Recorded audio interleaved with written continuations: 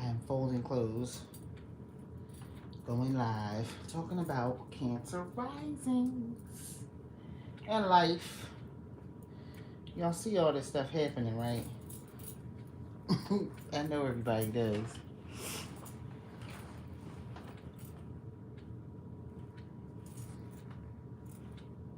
I have to do that inside out.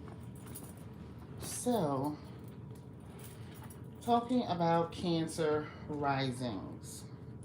I saw somewhere somebody said Cancer risings are flaky. And I immediately had to answer that. I was like, Cancer risings could never be flaky. We're not. We're too in touch with our emotions to be flaky people. Um, but what we are is people that notice when someone is taking a lot from us. Doesn't matter what they are. It could be somebody from lunch that we go to lunch with at work. It could be somebody that we consider to be a good friend until we notice they may not be a good friend. It could be that we notice, people who are really close to you, like family members, hating and shading, like giving you the shade all the time. It could be that we notice that. It could be that we notice that the things we get happy about, again, those people who are close to us, or getting close to us, start to dig at or pick at every single little thing that we are interested in. And so we fall back. We do that sideways crab movement of, now I don't want to feel these emotions. I feel these emotions coming through. And my intuition, especially if you got a water moon, could be a Cancer moon, Scorpio moon, or a Pisces moon. You got those, you are on it. You are really like, what? Thinking about how somebody is treating you and talking to you about the things that you're really into.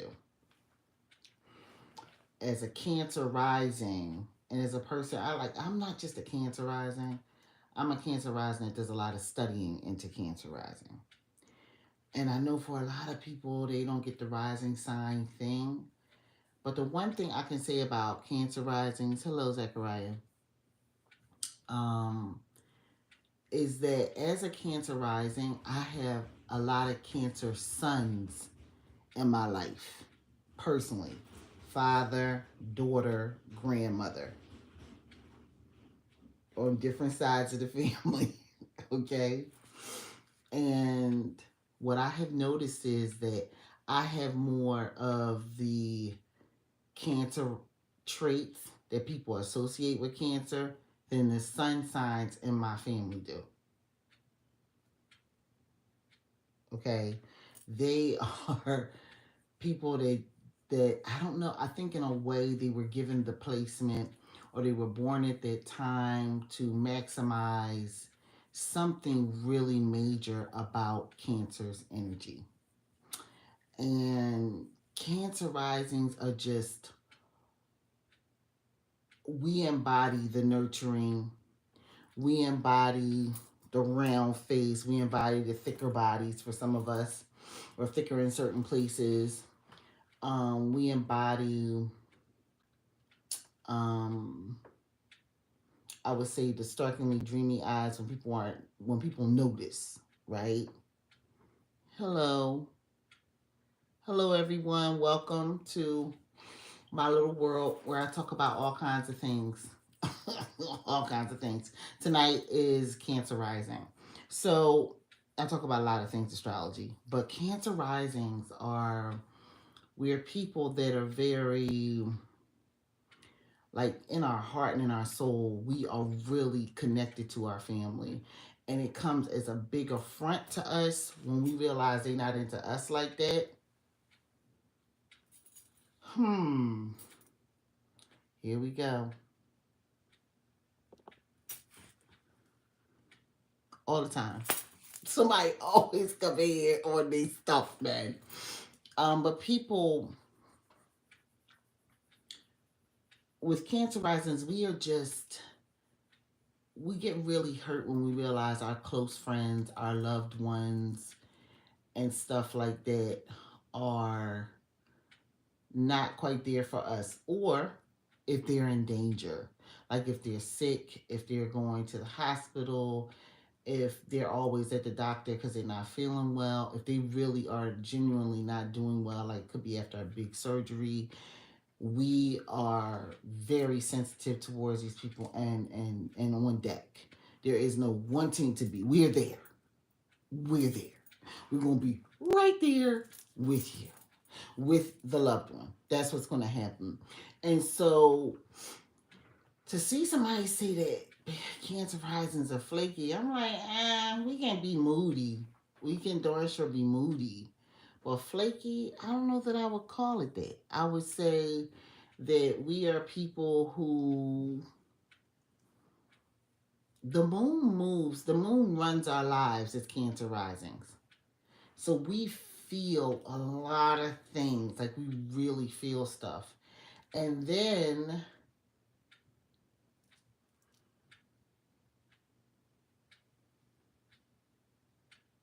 hi, we have a block party happening over here. If anybody get off, if I sense it. Hi. Um, but seriously, it's like I think characterizing signs a certain way can be hard for people. Now, for some people, for like a lot of people who are cancer risings, we will possibly have issues with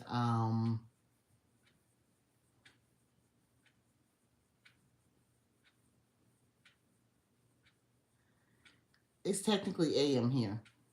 Good evening.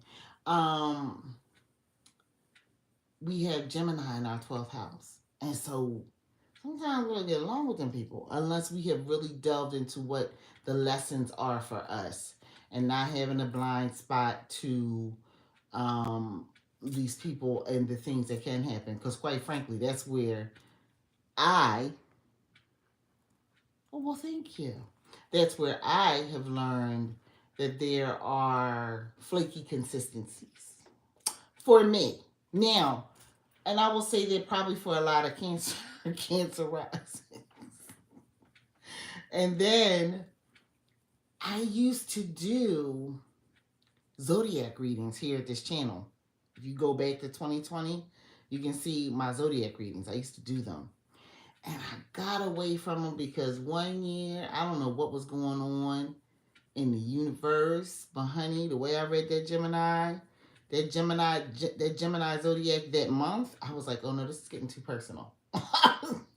And I don't mean to be that frontal with people I don't know.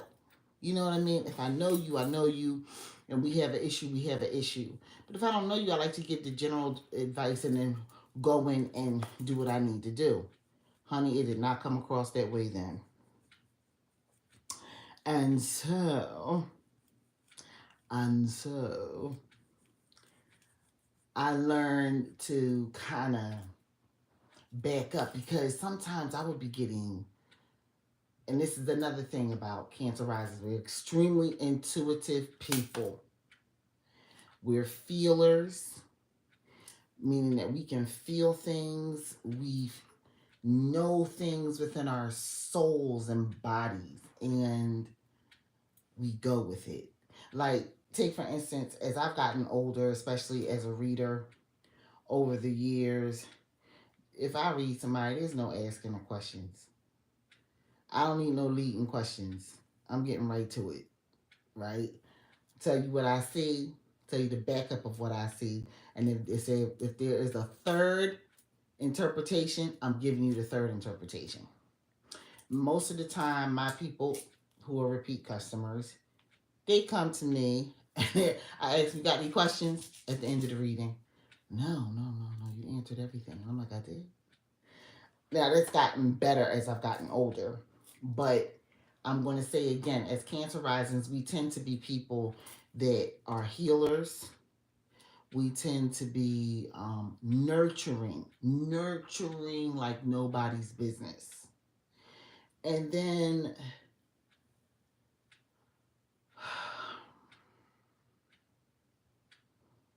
our emotions can get to us big time because we feel the emotions of the moon. And it's so funny if you look at the human design system has a type called manifesting generator, and they're the ones with all this energy and just. And I'm just like, I wonder if a lot of Cancer risings are manifesting generators, right? Um, but there are other planets that could kind of put you in the same vein with that, where because Mercury moves is probably the next quickest moving planet beyond the moon. And then Mars is no, because Mars stays in places for long periods of time, as we're seeing right now, right? And Venus is behind that. So it just depends on what's going on, right? But I tend to feel that a lot of manifesting generators, they are literally Cancer risings or with some type of amazing, fast moving Mercury concept or an exalted Mars or all three. How about that, right? And so when you run into a Cancer sun, they're a little different than a Cancer rising. Now you could be a Cancer rising, Cancer sun with a Cancer moon, and I just look at that person and go, "Dang, your emotions are just running you, like straight up," because I know that it can just that's a lot. That's a lot of watery energy, and I can only imagine what it's like um when they're in their fields and when that moon is moving into places that could be squaring it. Oh, mm, my heart goes out to people with the big three sitting in Cancer in the first house. Oh yeah, oh yeah. One of the things I've learned as a Cancer rising is that our chart just looks so. We know what the chart says, right? But there are certain things that can be placed in different places, right? That are major as far as like the North Node, your MC, and where your Jupiter is, and your Mars, and your Mercury. Like, where are these things at? But once a person lets you know their rising sign, and they really know their rising sign, like it's according to the time that they were born, you pretty much have a lock in on them. You have a lock in on them. You don't know them per se because depending upon where everything else is, they could just have that one part of them that's water, and they could be like an Aries sun with an Aries moon and an Aries Mars and an Aries Saturn. Ooh, baby. That'd be somebody literally walking around on fire. You ever see that movie with the kids where it's a movie for kids where the little girl's moving from one town to another and they're showing the emotions of her inside with all the different the cartoon characters or whatever, and the one that's just pure flame and he's red all the time, honey. I'd imagine that be flaming red all the time, right? So you can't look at a person and go, oh, Cancer rising. Yeah, they have some emotions, but honey, they're expressing them through, especially if they've got 3 or 4 planets sitting in Aries. Honey, they are expressing themselves through fire with a little bit of water in there. So you might get some warm water you get into. But once they sit in there and they get fully angry, you're gonna be sitting there scolding. I'm just saying, it is it. They are very. People could be anywhere. You could have a Cancer rising with a Libra sun, a Libra moon, and a Libra Venus. That's a very different person than the rest of the girl. You understand what I mean? So there's so much more to know about it. But when we're looking at people from a Cancer rising standpoint, it's gonna run. It doesn't matter where everything else is, because it's a rising sign. That moon is running your life. So understanding that, it means that you need to be looking and see where the moon is every day to understand more of how you respond to it. Like, I'm a person that's almost evenly splayed across the entire chart of the zodiac. So I can be having different things going on different days all the time, right? For other people that have, like a stellium or a double stellium in their chart somewhere with a Cancer rising, that's going to then turn that entire process around for them, right? Just be aware that Cancer rising people are not flaky. They're emotional, and they get emotional behind realizations that they have about people that generally is led by their intuition. Generally is led by their intuition, because it means they've picked up on something that maybe they didn't see before in a person, and now all of a sudden this person who's used to them picking up the phone, coming and picking them up, and they go out and they hang out, they do stuff. If they run out of money, they the Cancer rising give them a little bit of cash, whatever. When the Cancer rising sees that this person is not as genuine and as much of a friend towards them as they are to the other person, the Cancer rising will sidestep you like the crab they are and get out of there. They're not going to stay on deck with you with that. They're just not. They're not. They're not. And it's not because they don't want to see things last. They do. But what they want is, they want for someone to really care for them, because the emotions of a Cancer rising person, man, they flip according to where that moon is at and how it displays itself throughout you through the rest of your day. But it's so funny, even though that's the case for me, I'm also a double Mars. So it's like, I'm a Cancer rising, but whenever Mars is doing something really wonky, like recently, I couldn't wait for Mars to go direct. I thought I was just going to climb into a corner with a blanket and a pillow and just go to sleep perpetually and never wake back up until wake back up for a little snack, but not really get up and do nothing until Mars went direct. I felt that sucker coming, and I remember how it felt on December the 9th of last year, and it's like I couldn't pull myself out of it. The amount of tiredness that I felt within my soul was crazy. And it's because I have an exalted Mars. So I'm used to movement. I'm used to getting stuff done. And if I can't get it done, if I can't move with quickness, a determined fashion, I would just sit down in places and couldn't move. Couldn't move. Couldn't. People go, ah. No, it was having an effect on me. It wasn't about no doctor. As soon as that energy switched, even before that, when I believe the moon was in Leo, I felt a little bit of zing. Like, I felt a refreshment, and I was able to go and get stuff done for the day, right? And then shortly after, I was back down, man. Mars is a key component to my life. Doesn't run my life, but honey, if it ain't, depending upon how Mars is transiting, can have a big effect on my energy output, and what I can give. Okay?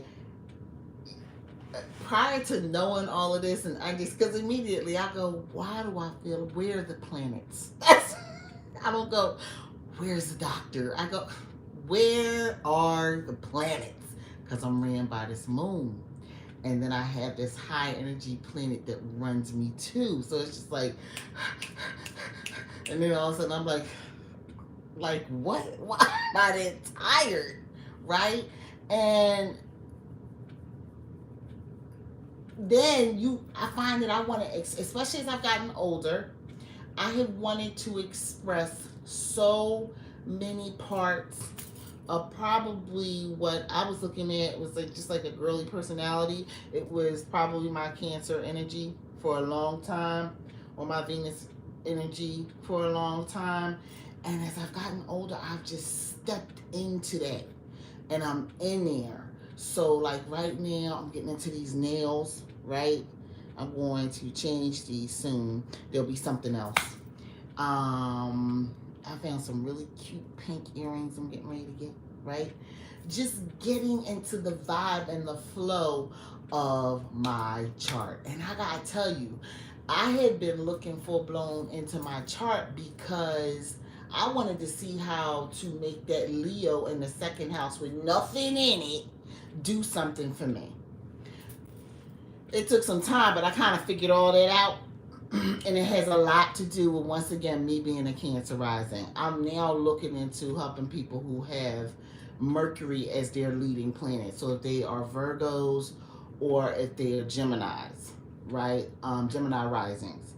I'm looking into helping these people right now, free of charge, because I want to see the example. But these are people that I work with, who I do readings for, who I've done spiritual work with over the years. Now we're venturing into another area so that we can bring out more and more, because so much stuff about us as human beings is sitting in our daggone charts. Like, take for instance, if you're in the spiritual community, right, you might think a lot of the hits and stuff, you might think a lot of the bad stuff that was happening in your life in the past 16 years, 16 years, had something to do with a spiritual hit. But if you understand that Pluto, for my generation, was sitting in Libra. Libra is a cardinal sign for me. And Pluto was transiting its other cardinal sign, Capricorn, which was having a direct effect on my sun and then my rising sign. I was like the grand cardinal cross of this energy. And I felt it, oh my God, at such a high level. I was still getting stuff done while it was transiting Capricorn, but I gotta tell you, it was a heavy lift. And towards the end, it felt like I was being turned off, like a tourniquet was just stopping any type of progression. And then when it moved into Aquarius for a short period of time, I felt the lift. I said, hold up. Maybe these planets got something to do with us here. Then when it moved completely out of Capricorn and has moved on, I have felt the change. I have felt that change. So looking into your astrological chart, your native chart, and then understanding what the planets are doing throughout the days, throughout the year, helps you even more. And so it allows me to, not allows me, but I just see things and I get creative, and I want to do more along that creative process. And it just makes it so that I feel like I'm bringing out more and more of my personality, if you will. So the ability to be free and just kind of really be you is sitting for every single person on this planet within their astrological chart. You can look at it from either side. I don't look at it Vedic because my sun, it just, it will move me into a totally different sign. And I don't feel that sign at all. At all. Maybe if I was in that part of the world at that time when I was born, it would have hit for me like that, but I wasn't. I was where I am, and this is what the heavens were doing when I was born here. And so I go with it. And the energy that I get from it is awesome, right? And so I keep encouraging everybody, look into your astrological chart, especially when it comes to manifestation, when it comes to practical application of the different things. Like right now, like I told you, I'm working with a client of mine to just, and there's no money or anything involved. This is just, I want to see. Let's start experimenting. Let's work with some herbs, bathing in herbs. Hello, and Dill on the Run. Let's begin to apply this and see where it goes. Because Mercury is retrograde right now. And so for a lot of people, the impact can be bigger, or isn't it? I want to see if it's something that you like. You hit it. You do a slingshot during a retrograde, and then it comes forward during the rest of the year when it's direct. I gotta see. The moon is much faster, and it's a much faster process. It's like, where's the moon at? Like the moon, I think until sometime tomorrow, is in Scorpio. I understand that, right? Um, and so I know how to work with that. That's about creativity. That's about moving forward, specifically for a Cancer rising. Scorpio moons, they're in their fifth house. They got creativity. They got sex going on there. They have childlike joy. They have drama. Like all that, everything from the heart is sitting there because that's Leo's original home. And so you can take and just get into listening to what it means to be a, a person who's a Cancer rising and the moon is moving through Scorpio. So you know where it's at in your chart. Do you have anything in there? If it's not, it just means that the moon is moving through there. You may want to, like, it deals with like the gluteal area and everything. You might want to do some extra squats at the gym. There's so many different ways to look at this. And a lot of people take the moon and they talk about moon phases, and people do their work, like they might do their spiritual work or manifestation work or whatever, according to the phases. But what I have commonly learned is that that's not what you do. You need to be working with where the moon is at the time. You can look at it as release work, call it release work, call it, manifestation, whatever you want to do. Call it woo woo, right? Ritual, ceremony, whatever. But as a Cancer rising, if you're looking at these type of things, especially after the moon has been full or new, you're paying attention to what type of energy is happening on that day, but you're really actually going to pay attention to, like, what if you're a Cancer rising and you missed the whole point that the moon is in your moon sign of Libra, and it swung through that moon. The moon swung through Libra during its waning phase when it was releasing stuff. Like, do you want to release stuff? Or do you want to release something into the air that could come back to? There's so many different ways of looking at this. I'm just saying. And remember, Cancer rising, Libras in their fourth house. Is it something about balancing energies out in your home? Stuff like that. It's important to understand that as Cancer risings, we don't just move according to the moon phases. That's a part of it, and it's a very minuscule part of it. The big part of it is that the moon is moving, and it's communicating different things to you as it goes through each sign twice every month. That's what's happening.